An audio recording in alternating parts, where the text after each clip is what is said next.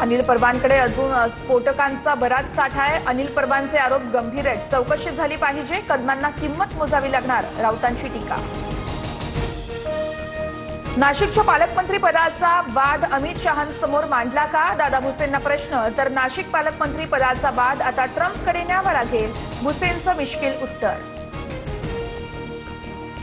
कार्यकर्त्यांवर अन्याय होत असल्यास स्वबळावर लढणार, राज्याच्या नेतृत्वाशी स्वबळासंदर्भात चर्चेचीही तयारी, आगामी निवडणुकांमध्ये गणेश नाईकांकडून स्वबळाचा नारा।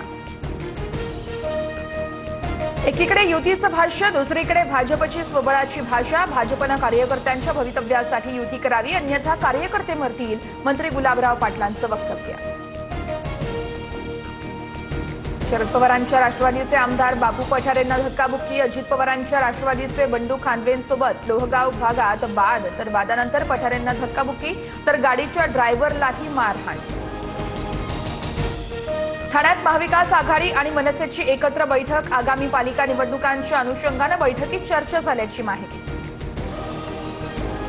मुंबईतील सॉल्ट पॅन विभागातील सुमारे 20,000 चौरस मीटरवरील नॅचरल एरिया आरक्षण हटवण्याचा सरकारचा प्रस्ताव, आयएएस अधिकाऱ्यांसाठी जिमखाना आणि ईव्हीएम तसेच व्हीव्हीपॅट मशीनसाठी सरकारी गोदाम उभारणार।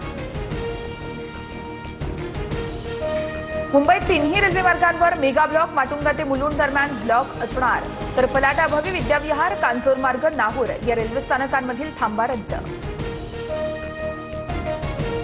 दिवाळीच्या तोंडावर वीज दरवाढीचा शॉक, प्रति युनिट 35 ते 95 पैशांपर्यंत बिल वाढणार, 1 ऑक्टोबरपासून नवे दर लागू। धाराशिव जिल्ह्यातील अतिवृष्टी भागामध्ये पुन्हा पावसाचा तडाखा, बाणगंगा आणि दुधना नदीला पूर, काढणीला आलेल्या सोयाबीनचंही मोठं नुकसान, नदीकडील सगळ्या गावांना सतर्कतेचा इशारा।